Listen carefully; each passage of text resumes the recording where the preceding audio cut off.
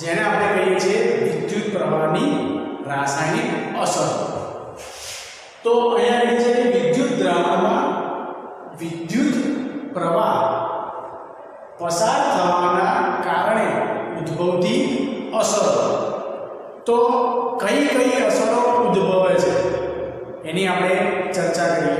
તો સૌથી પહેલા આપણે જોઈ ગયા હતા કે જે દ્રાવણનો બે છેડા આપણે પરિપથરા ડૂબાડ્યા છે એમાંના એક છેડાને આપણે ધન ધ્રુવ અને બીજાને ઋણ ધ્રુવ કહેતા, જેને આપણે ટર્મિનલ પણ કહી શકીએ.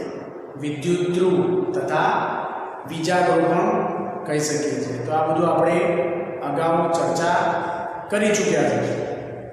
તો તે વખતે જ્યારે એ ઇલેક્ટ્રોડ્સ છે એ ઇલેક્ટ્રોડ્સને જ્યારે આપણે કોઈ પણ દ્રાવણમાં ડૂબાડીએ છીએ અને વિદ્યુત પ્રવાહ પસાર કરીએ છીએ તો એ બંને ઇલેક્ટ્રોડ્સ પર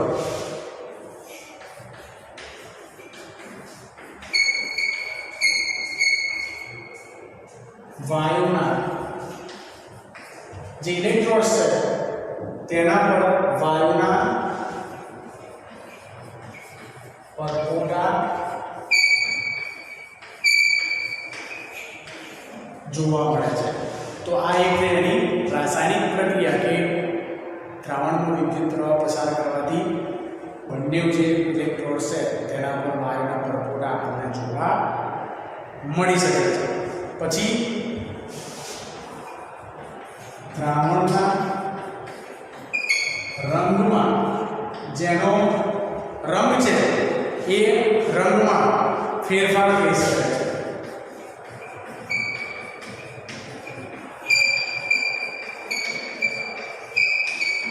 કે જે દ્રાવણ છે એ દ્રાવણનો રંગ પરિવર્તન પણ થઈ શકે છે.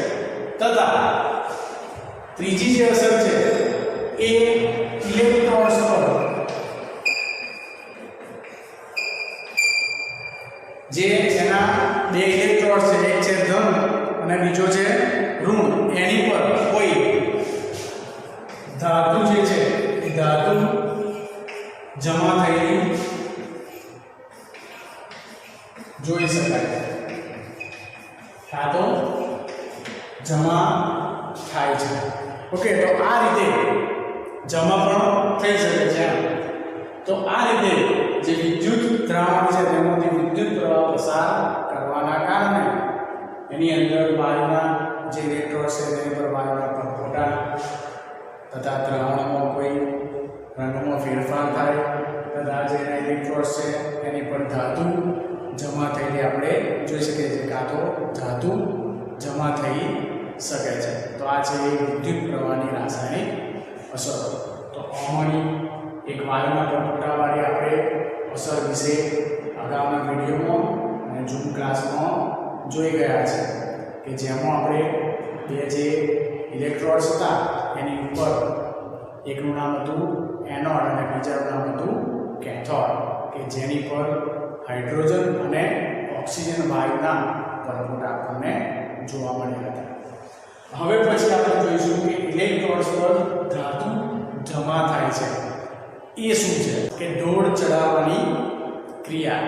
એ નામ વિશે આપણે જાણીએ છીએ કે કોઈ સસ્તી ધાતુના ઘરેણાં હોય એની ઉપર આપણે સોના કે ચાંદીનો ઢોળ ચડાવીએ તો એ જે ઢોળ ચડાવે છે એ ઢોળ ચડાવવાની પ્રક્રિયા જે છે એને આપણે વિજ્ઞાનની ભાષામાં ઇલેક્ટ્રોપ્લેટિંગ કહીએ છીએ. આ જાણવા માટે આપણે જોઈએ કે વિદ્યુત વહન દ્વારા જે વિદ્યુત પ્રવાહ પસાર કરીએ છીએ એટલે કે એને વિદ્યુતનું વહન કહીએ છીએ. તો વિદ્યુતના વહન દ્વારા પદાર્થ પર કોઈ જરૂરી ધાતુનું આવરણ ચડાવી એટલે કે આવરણ ચડાવવાની જે પ્રક્રિયા છે એને આપણે ઇલેક્ટ્રોપ્લેટિંગ કહીએ છીએ. મેં કહ્યું એમ તો એ રીતે આપણા ઘરમાં પણ ઘણી એવી વસ્તુઓ છે કે જેની ઉપર ઇલેક્ટ્રોપ્લેટિંગ થયેલું હોય છે. કે આપણે વાત કરીએ સામાન્ય કે આપણી પાસે તેલનો ડબ્બો છે આપણા ઘરમાં જે 15 કિલો કે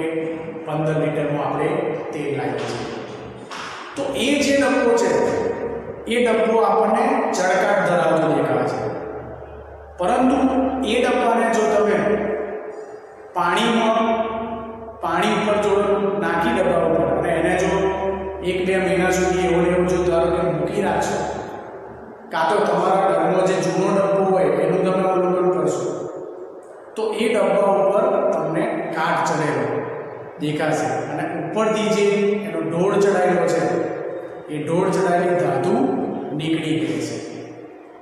તો એકચ્યુઅલી એ જે ડબ્બો છે પતરાનો એ લોખંડનો બનેલો છે, પરંતુ એની ઉપર એલ્યુમિનિયમ કે કોઈ બીજી ધાતુનો એની ઉપર ઢોળ ચડાયેલો છે.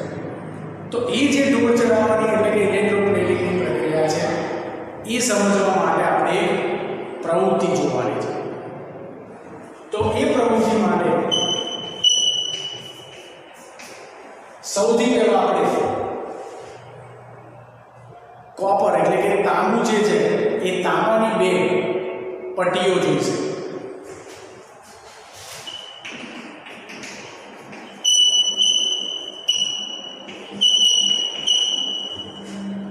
તથા એને જોડવા માટે જે પરિપથ છે એટલે કે વિદ્યુત પ્રવાહ પસાર કરવાનો છે એની માટે વિદ્યુત પરિપથની જરૂર પડશે.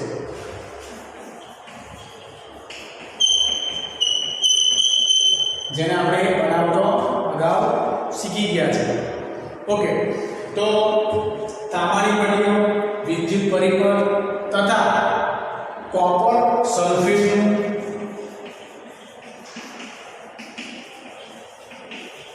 દ્રાવણ. ઓકે, તો કોપર સલ્ફેટ જે છે એના વિશે આપણે અગાઉ સેમિસ્ટર નંબર 1 માં જોઈ ગયા છે કે કોપર સલ્ફેટ જે છે એ કોપર સલ્ફેટ ભૂરા કાં તો વાદળી રંગનો, આછો ભૂરો કે વાદળી રંગનો એક પદાર્થ છે કે જેની અંદર કોપર એટલે કે તાંબુ હોય છે.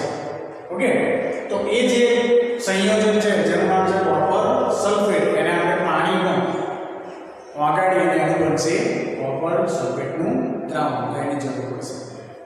હવે જે આપણે 10/4 સેમી કોઈ પણ માપની ચાલશે, પણ 10/4 માપની જે તાંબાની પટ્ટીઓ છે એ તાંબાની પટ્ટીઓને આપણે કાચ પેપર વડે ઘસી અને સાફ કરવાની છે.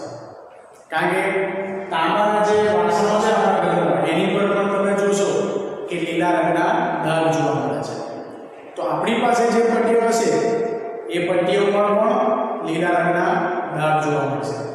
તો એ ડાઘને દૂર કરવાના છે.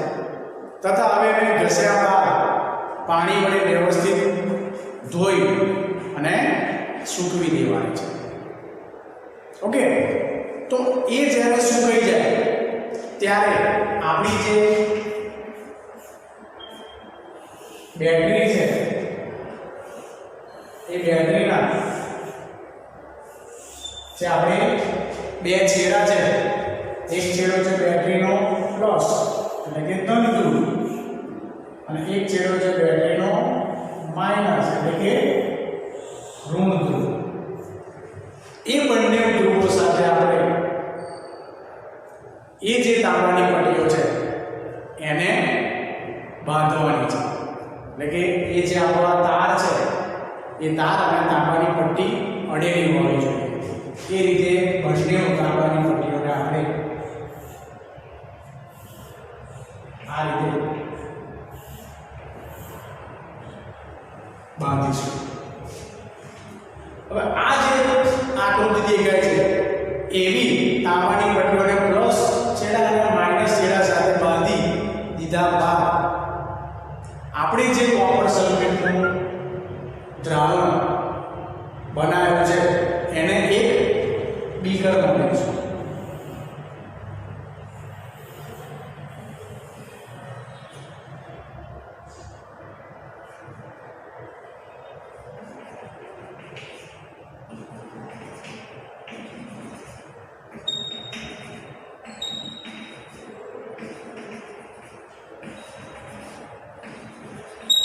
તો બીકરની અંદર જે દ્રાવણ છે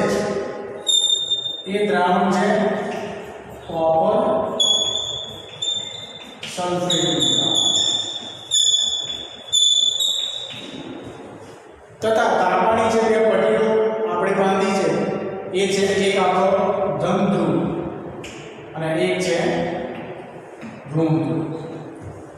હવે આ જે આપણે પરિપથ પૂર્ણ થયો છે એ વિદ્યુત પ્રવાહ જ્યારે પસાર થશે તો તમારે આ પ્રવૃત્તિ કરવા માટે જો 2 કે 3 સેલ હોય એનો ઉપયોગ કરીશું. અને જો તમે તમારી પાસે કોઈ વાહન એટલે કે સ્કૂટર છે કે બાઇક છે એની કોઈ મોટી બેટરી હોય તો એનો પણ તમે ઉપયોગ કરી શકો છો. પણ આ પ્રયોગ કરવા માટે આપણે 2 કે 3 સેલની જરૂર પડશે જેને આપણે બેટરી કહીએ છીએ. તો એ થોડો એનો પાવર થોડો વધારે હોય એટલે આપણે રિઝલ્ટ પણ થોડું વ્યવસ્થિત મળશે. તો આ જે વિદ્યુત પ્રવાહ છે તેને 10 થી 15 મિનિટ સુધી આપણે આ પરિપથમાંથી વહેવડાવવાનું છે. અને ત્યારબાદ આ બંને પટ્ટીઓને આપણે એ દ્રાવણમાંથી બહાર કાઢી અને બંને પ્લસ છેડાવાળી અને માઇનસ છેડાવાળી બંને પટ્ટીઓનું આપણે અવલોકન કરવાનું છે. તો જ્યારે તમે એ બંને પટ્ટીઓનું અવલોકન કરશો તો જે ધન ધ્રુવ સાથે આપણે જે પટ્ટી જોડી હતી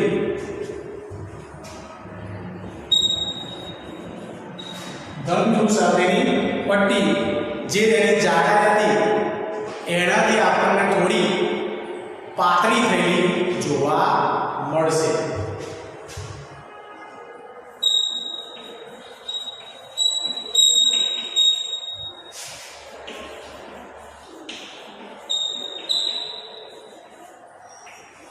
અને જ્યારે ઋણ ધ્રુવ સાથે જોડેલી જે પટ્ટી છે એની ઉપર તમને આ જે તાંબુ છે એ તાંબાની પટ્ટી થોડી જાડી જોવા મળશે. એટલે કે એની ઉપર તમને તાંબાના અવશેષ ચોંટેલા જોવા મળશે. એટલે કે આવરણ ચડેલું દેખાશે.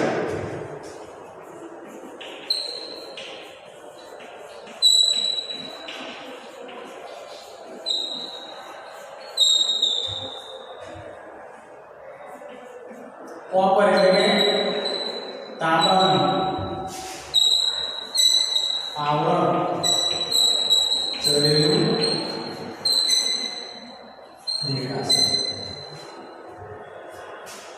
તો આપણી પાસે જે ઋણ ધ્રુવ સાથે પટ્ટી જોડી હતી એ પણ તાંબાની જ હતી. તો એ તાંબાની પટ્ટી પર થોડું વધારે તાંબાની આવરણ ચડેલું આપણને જોવા મળશે. તો આ જે પ્રક્રિયા થઈ છે એ પ્રક્રિયામાં જે ધન છેડા સાથે આપણે જોડેલી પટ્ટી હતી એ ધન છેડા સાથેની પટ્ટીમાંથી કોપર છૂટું પડે છે. કોપર એટલે તાંબુ. પરંતુ એ છૂટું પડવાનું કારણ શું છે કે એનું એ કોપર ડાયરેક્ટ ઋણ છેડા ઉપર જમા થતું નથી. પરંતુ જ્યારે આપણે વિદ્યુત પ્રવાહ પસાર કરીએ છીએ ત્યારે જે આ દ્રાવણ છે એ દ્રાવણમાં રાસાયણિક પ્રક્રિયા થાય છે.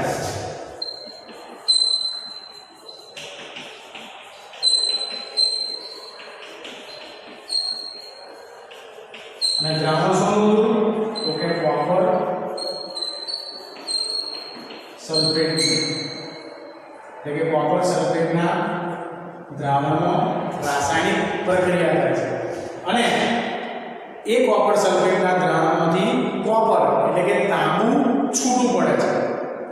અને એ જે તાંબુ છે એ આપણા ઋણ ધ્રુવ સાથે બાંધેલી જે પટ્ટી છે તાંબાની એની ઉપર જમા થાય છે.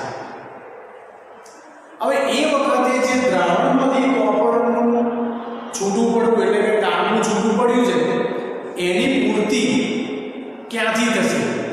તો એની જે ઉણપ થઈ એ ઉણપ પૂરી કરવા માટે આપણે જે આ પ્લસ છેડા પર તાંબાની પટ્ટી જોડી છે એ પટ્ટીમાંથી એટલા જ માપનું તાંબુ દ્રાવણમાં છૂટવું પડશે. એટલે કે આ પ્રક્રિયા આ રીતે થશે કે આ